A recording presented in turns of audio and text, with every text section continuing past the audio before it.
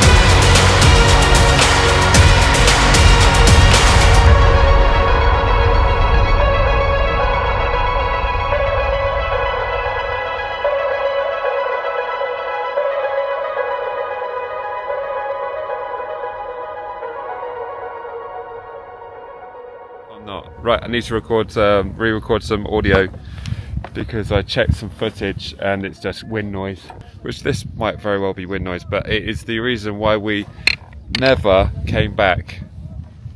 That's because we're back here, but there are two reasons. The first being we wanted to come back in the half term, the British half term break, which we were terrified it was going to be super busy.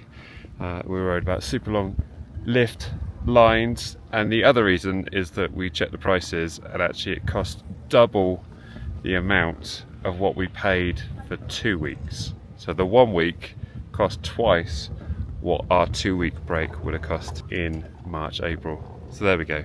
Those are the two reasons. Bella's just highlighted that therefore means it's 4 times the price. Is it 4 times the price? Why? Because it's one week, which is double 2 weeks. Okay, so it makes it cooler. it's four times the price per week. There we go. Yeah, it does sound more dramatic. You should do the thumbnail for this video.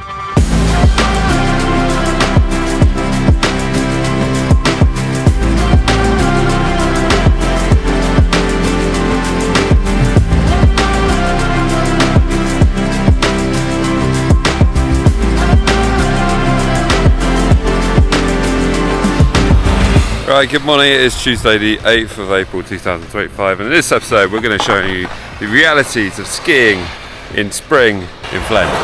I've been one of them.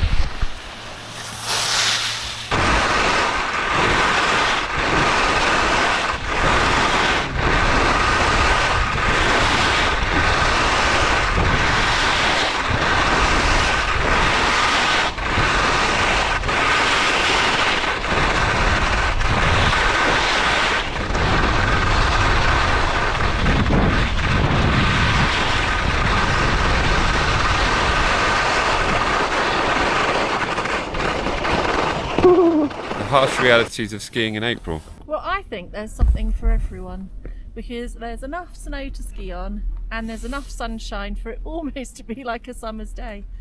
So I quite enjoyed being on the balcony at the accommodation. It is the 8th of April, but they're still managing to keep everything pretty much open, especially on the Flaine side. Apparently the Vigus side is open, but we haven't ventured over there, so we could go to Plaine Soleil and get over that region, but we haven't been there yet. The PCDs are doing an incredible job on the piste, and everything over this side on the north-facing slopes is...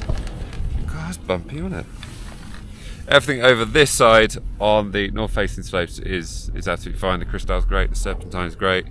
Fred was alright? Fred was alright. It's a bit hard packed, but it hasn't snowed in a few weeks, and they've had blue sky every day. But the ski and ski out at the end of the day is looking pretty ropey, and I am constantly amazed that they're managing to keep that open. Literally ends the day looking like a football pitch from the 1980s, and then every morning it looks not fine, but just kind of functionable. But just stay high. Stay high. Also, big hello to everyone that said hello to us on the slopes. Bella thinks there was someone this morning, and I turned around and I wasn't sure, and we weren't 100% sure, so I didn't want to awkwardly wave at some strangers. So if that was you, hello. Oh, and there was a lovely lady yesterday that asked about my knee. Oh yeah. Thank you so much. The first day out in the snow, where I was skiing past, and a lady went, "You're the guy from the videos." So hello to you as well. Hope you're having a fantastic week. Oh look, what is it? What's over there? What's over there? What's over there? What's that? Oh, that is... Monk Blanc, this is. Watch me turn. Right, should we carry on our week? Yeah. No surrender. Watch me turn.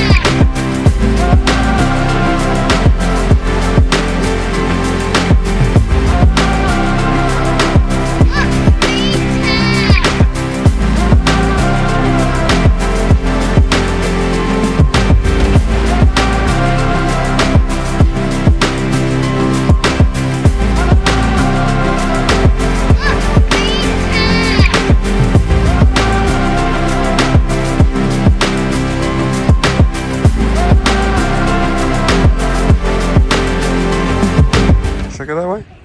Nope. So that's been my tactic, is to ski in the morning, slash the slush on this thing in the afternoon. I've just come off the mountain from slashing the slush after a morning skiing, but I hope this gives you some indication of what it's like to ski in April should you not get any snow during the week whilst you're here. Keep an eye out for the snow forecast in February and March as well. That should give you an indication of how good the base layer is, but it is truly incredible what they can do with a decent base layer, because it's been, I'd say, above 10 degrees every day this week, and yet they still managed to keep the ski in, ski out open and functioning well. So there it is. Lovely stuff.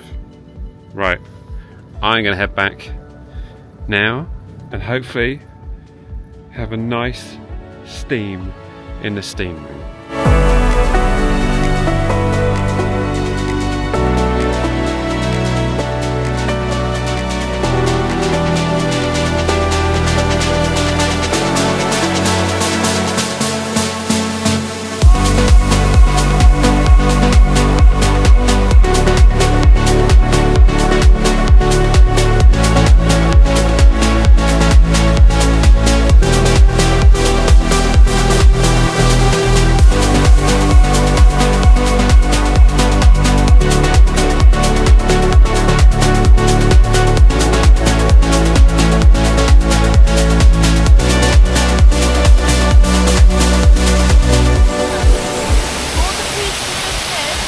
All the piece we did, all the piece we did, all the piece we did, all the piece we did, all the piece we did, all the piece we did are your favourite. Wait,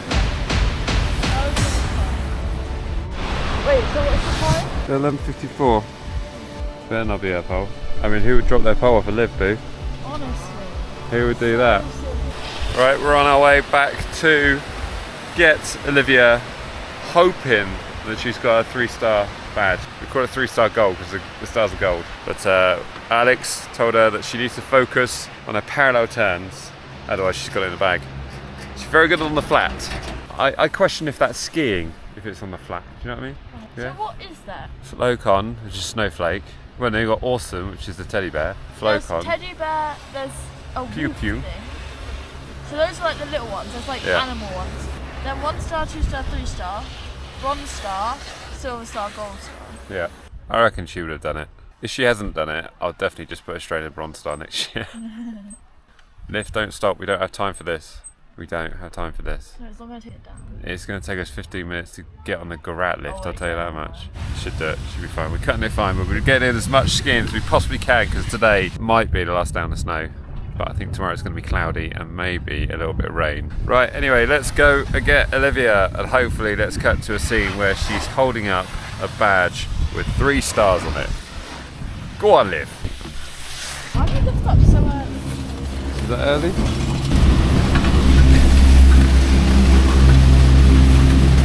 Anticipate your return. Don't be late to pick up your children from ski school, is what that means.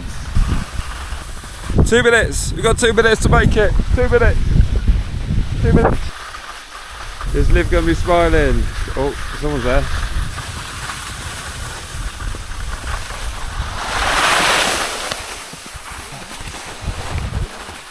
Perfect! You did it. Oh, well done. She's a little bit nervous where it's bumpy or where the snow is a little bit soft, but this morning we did all the exercise for the slow star and she passed the whole. Oh, Don't forget just your position and particularly the gap between your skis. If she's nervous, she apart a little bit too much, but okay. Natural position. Amazing. I wish you a good enough holiday. We hope to see you next year. Good job. Yeah, look at that, 12:15. Matt, but we want to say super well done to Olivia. You got her what badge? What did you get? 3 star. 3 star. Anything else you want to add? No, just have her. We just had lunch in front of Mont Blanc, which over there. Well done, Liv. We're so proud of you. And we can recommend the Desert Blanc burger. It's gone. And the mixed grill. Right, should we go and see what you can do on the slope then? Yeah. Yeah. Shows you parallel turns at speed in your hard stops.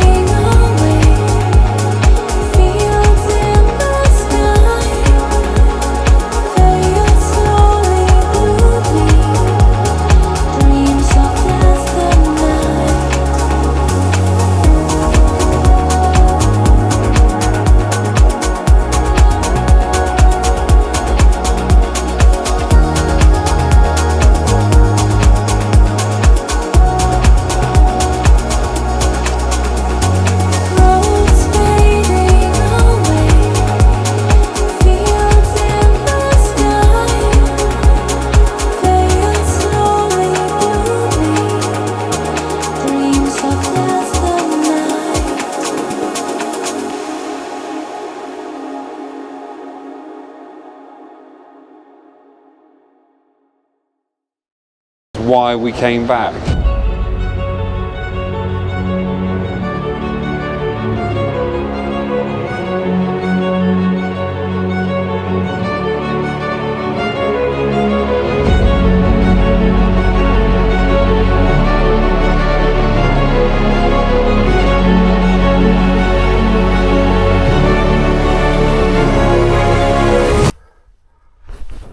Okay, I've got to give some backstory. I just realised that I dropped, you might be wondering how I've been getting all these 360 images off my ski pole, and I'm buzzing right now and I'll explain why in a minute. I've been using this Insta360 clamp that's attached to a ski pole, and yes, I have bought new ski poles just to accommodate that clamp. Clamp was about 35 quid, ski poles are 35 euros, so there we go, what a combination. Anyway, I noticed when I was stood literally down there where that orange danger slow flag is that the top had gone. That's right, the thread to tighten out at the top, you can still screw it in the top, had gone, and so I've just thought, well, I've got to give it a try. I've got to ski down and have a look, and look what I just found. Look at that. How on earth have I just found that? After skiing all the way back down to Lucifer. Well, you don't win this time, Lucifer. I've got my attachment back. Come on. Look at that, a bunch of things are unreal. Basically, you screw in. Yeah, let's get this on top here. Screw that down. Screw that down. Lovely, lovely, lovely. Because you tighten it all the way in, and then this outer bit basically locks it in and holds it on its side. A part of the shaft of the selfie stick. I am so happy. I'm still in a genuine shock that I've managed to find that. Right, I'm going to go back to the family and share my jubilation. Success.